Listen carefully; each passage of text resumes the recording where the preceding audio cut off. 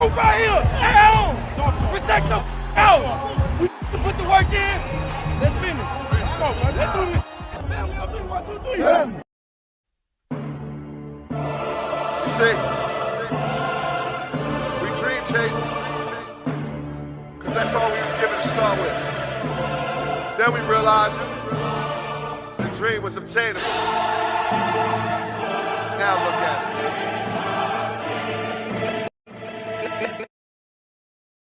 What's going on, Eagles Nation and TMTP family?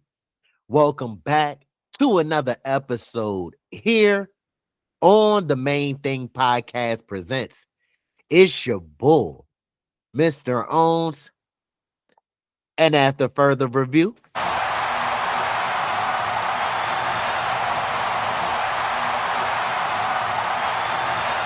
the call stands. I'm still official with no stripes. Ladies and gentlemen, boys and girls of all ages, thank you again for tapping back in here with the Main Thing Podcast Presents. Your presence and your time here with us is truly appreciated. Now, listen up. Today's Eagles report is loaded.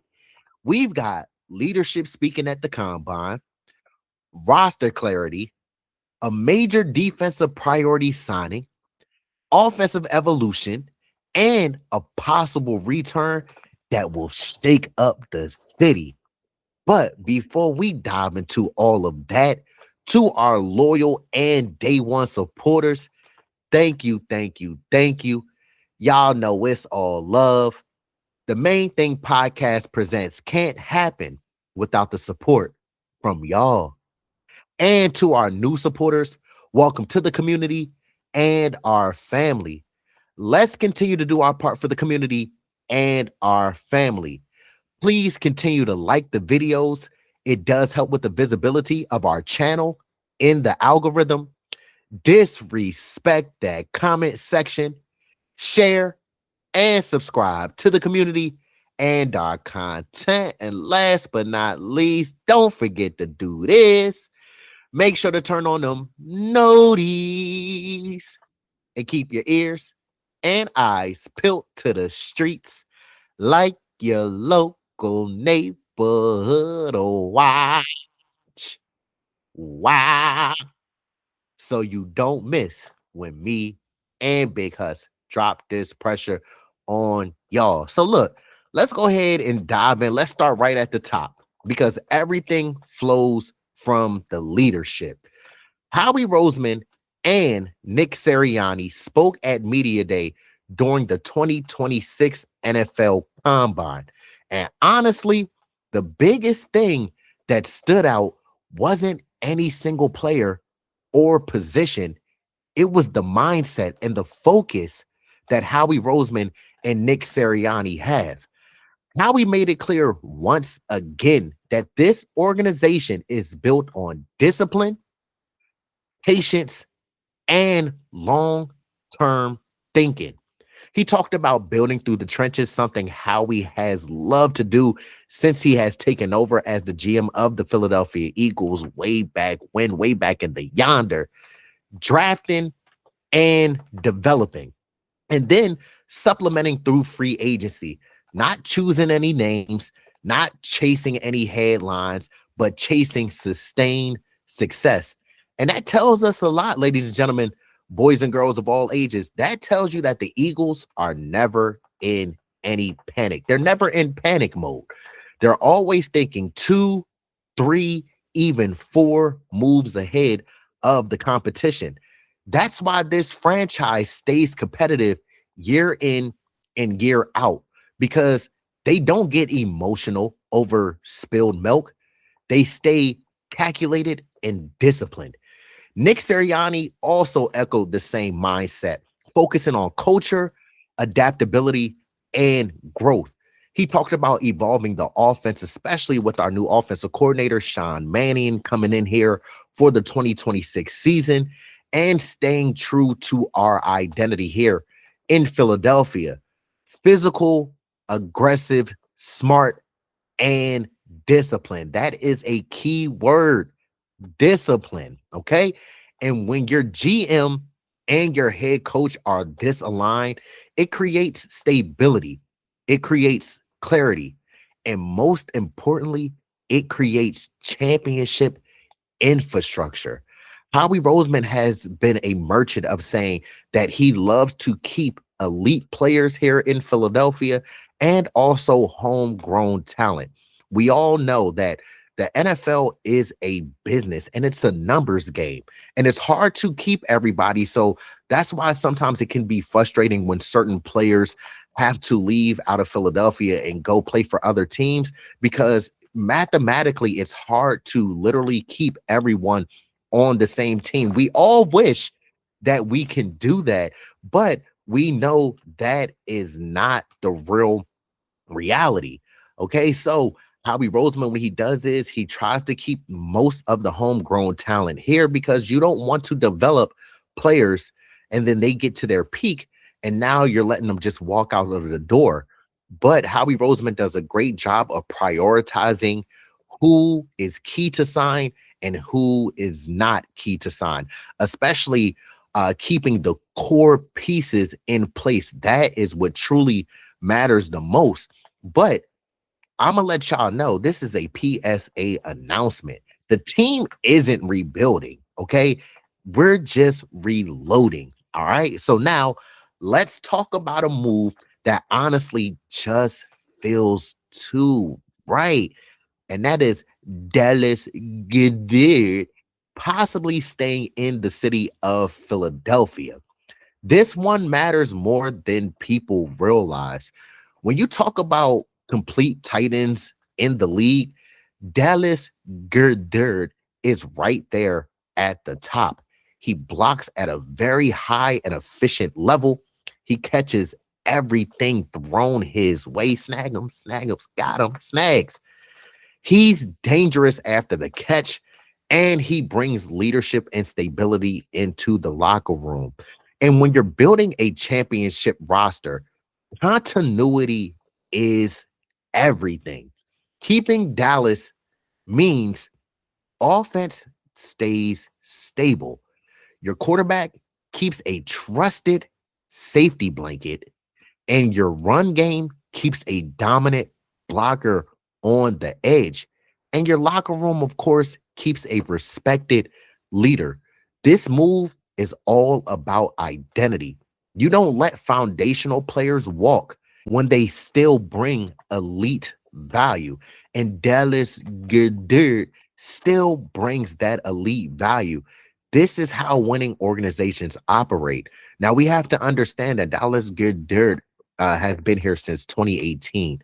He's been here for 8 seasons, ladies and gentlemen, boys and girls of all ages. As hard as that is to wrap your mind around it, it's true. But Dallas Goedert has been a model citizen and a model player for the Philadelphia Eagles. He takes pay cuts, he restructures his contract.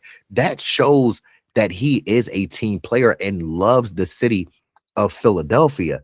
Now, personally, I would love to keep Dallas Goedert. He brings everything that you want in a tight end. He seamlessly took over for Zach Ertz when Zach Ertz was here in Philadelphia. But Dallas Goedert is just someone that you cannot let out of that door, whether that be finding the right contract value for him. I am a big component, again, as I mentioned, keeping Dallas Goedert here in Philadelphia, but then also bringing back an old friend. He had a tragic ACL injury last season with the Washington Commanders, and y'all already know who I'm talking about, and I am talking about Zach Ertz. I think that pairing Zach Ertz and Dallas Goedert back together would work wonders in this offense. And even still, with this deep tight end draft here in 2026, I feel that we can get Dallas Goedert and Zach Ertz on cheap, team-friendly value deals, but then still draft a tight end to develop and then possibly next year take over as tight end one. And some players that the Eagles might be intrigued in, and then also I'm intrigued in, is Kenyon Sadiq from Oregon. He's athletic, does great in the screen game and quick game, something that we have been doing a lot with the tight end here in Philadelphia for as long as I can remember. Also, another player is Max Clare from Ohio State. He is a very fluid route runner and gets in and out of his breaks great. Eli Stowers, I'm sorry if I'm saying your name incorrectly, from Vanderbilt. He's athletic and creates mismatches on the defense. Oscar Delp, coming from a pipeline that we're all too familiar with in the city of Philadelphia, and he was at UGA, University of Georgia. He's versatile, a great blocker, and a solid receiver, great especially against zone concepts. And finally, Joe Royer from Cincinnati. He has a receiver background. He's great in space, and he's kind of a H-back type of player. But I will be interested again, like I said, to bring back Dallas Goedert. But if we cannot bring back Dallas, somebody in a free agency pool who I'm very, very high on, and I just feel that he never really got the opportunity to showcase all of his talents and abilities because he was behind someone in Baltimore, and that is Isaiah Likely. I think that he can work wonders in this offense and create mismatch scenarios for defensive coordinators and keep them up at night. So that is somebody who we should definitely keep an eye on. But of course, Howie doesn't let homegrown talent get out of the building too often. So we're going to have to play a wait and see game and see what he does as far as the tight end position. Now let's talk about the Tanner McKee trade. Yeah, because this is pure Howie Roseman chess at its finest. This is asset management, okay? We all know Howie is big on receiving draft capital, whether that be capital for trades or capital as far as compensatory picks, where if you lose a player, if they sign with another team, you can get a second round pick, a third round pick, fourth round pick, fifth round pick. It just depends on what was in that player's contract. Now, the Eagles did draft Tanner McKee 4 years ago, developed him, let him show his growth in the organization, and once his value peaked, they flipped him into future assets. That is smart football business. I remember a few years ago that Howie Roseman said that he wanted to create a quarterback factory.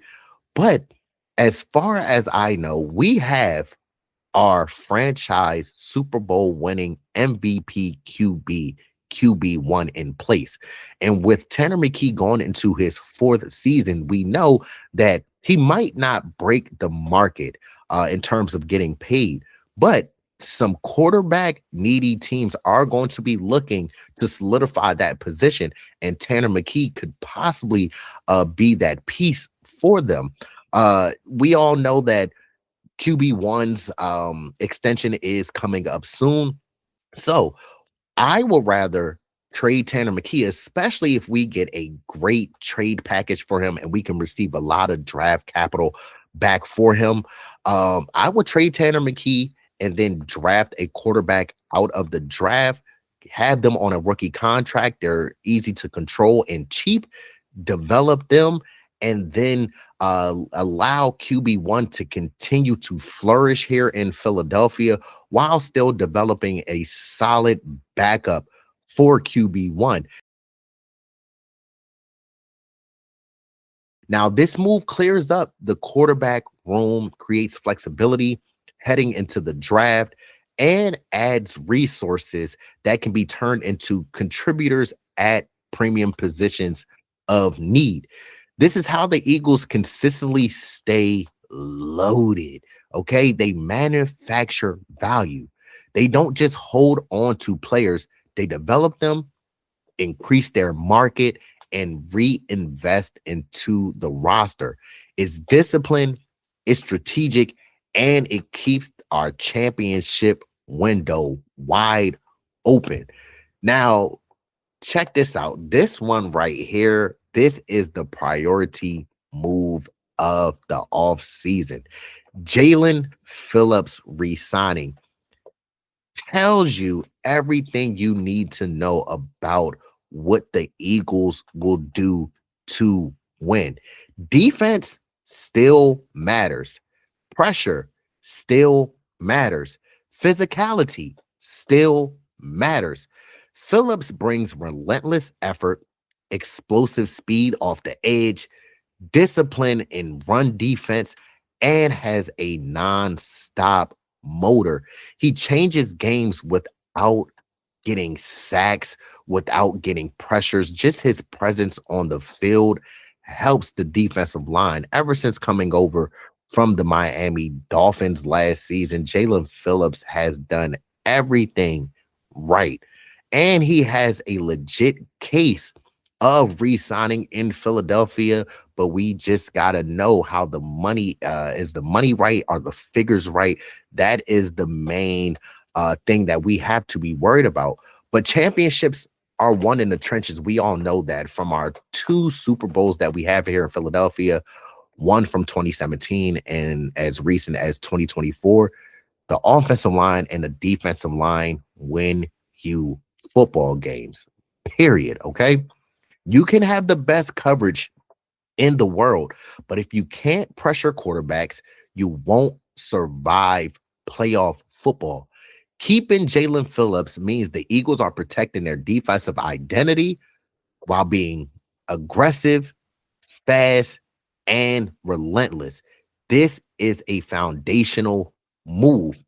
Now, this next one got my attention. Saquon Barkley, 2K, speaking on Sean Mannion's offense. And the way Saquon described it really tells you what direction the offense is heading towards. He talked about flow, he talked about tempo, he talked about spacing, and most importantly, he talked about putting playmakers in position to win, something that we lacked last season, especially under the guidance of Kevin Patullo. That tells me that this offense is being designed around creating mismatches and putting stress on defenders. So we can expect more motion, expect more layer route concepts, expect more creative run fits, and expect more open field opportunities to get more yak and more explosive plays, something that we didn't do a lot last season. And explosive play metrics in football is 20 plus or more yards. This is about maximizing talent. And when you combine that with this Eagles roster, speed, power, intelligence, versatility, this offense has the potential to be explosive, dynamic, and unpredictable. This could be one of the most exciting Eagles offenses we have seen in years. Now, let's get into what everybody wants to know. Could CJ Gardner-Johnson be coming back to the city of Philadelphia? Nothing is official yet, but the dots are definitely connecting. We all know that CJ brings that swagger, he brings leadership, he brings communication, he brings energy, and he brings that emotional edge that great defenses thrive on. He fits the city, he fits the culture, and he fits the locker room. If this reunion happens, it immediately upgrades the secondary, boosts defensive communication, and injects an attitude into the defense. This would be one of those moves that just doesn't impact on the field, it impacts the entire building. Now, I know this will be the 3rd time that CJ Gardner-Johnson will be in Philadelphia if we were to re-sign him in free agency. But I am of the mind that we should have never let CJ Gardner-Johnson walk out of the building in the first place. We all know that it was different reports in the national media trying to, of course, put out false narratives about why CJ Gardner-Johnson left Philadelphia, but we know we've been seeing CJ all over social media. He has nothing but love for the players in Philadelphia and for the organization here. CJ Gardner-Johnson just expressed that with the cap situation being what it is, and of course the NFL being a business, it was hard to restructure his contract and get that cap space number to a number where Howie Roseman will want it. And of course, CJ Gardner-Johnson had 10 million guaranteed to him in his contract. So it was really about the money situation. But currently, with the safety situation that we have in Philadelphia with Reed Blankenship becoming a free agent, Andrew Makuba coming off of injury. We still have Sidney Brown.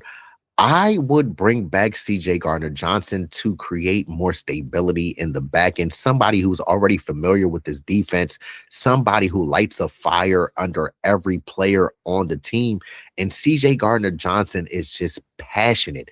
People say that, oh, he's a hothead, he gets upset. No, he's passionate and all about winning. And that's what we are here in the city of Philadelphia.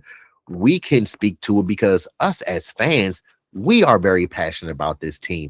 We will go to war for this team. Anybody talking crazy or talking junk about the Birds, we stand up for the Birds. And that is what CJ Gardner-Johnson does. He is a great teammate. All the players on the team have nothing but glowing reviews to say about him. They don't have no issue with CJ Gardner-Johnson. So look, Howie, if you hear me, please bring back CJ Gardner-Johnson to the city of Philadelphia because he definitely deserves it. We can use him in the back end. And the last 2 times that CJ Gardner-Johnson was here in Philadelphia,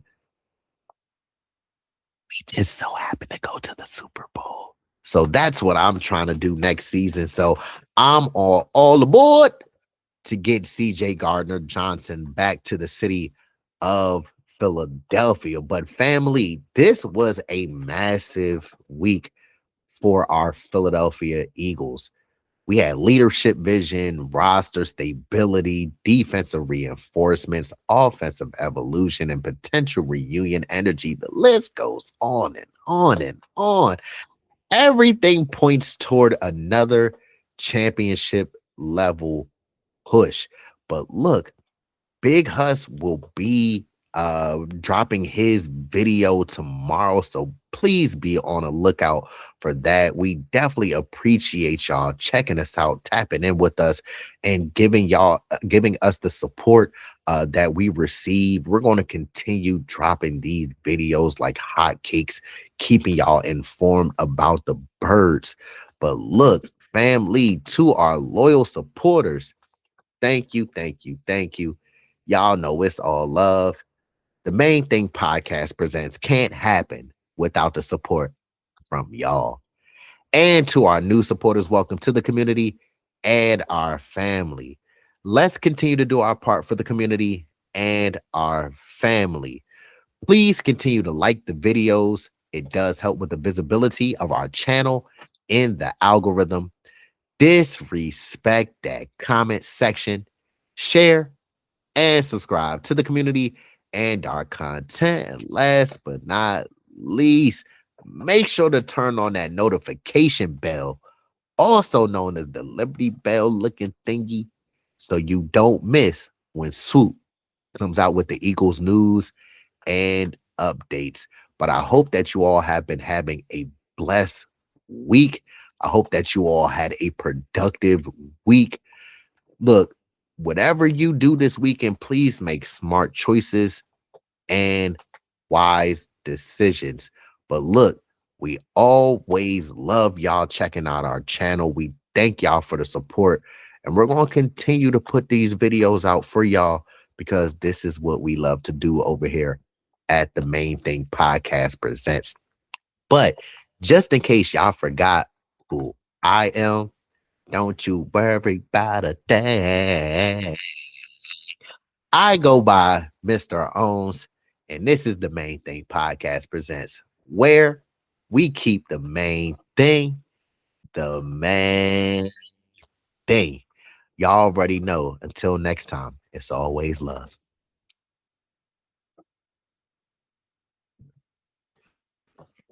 It was I was gonna make a lot of money doing what I wanted to do. I went after it, and it was a struggle to achieve it. But you know what? I caught that bitch. Dream chasing.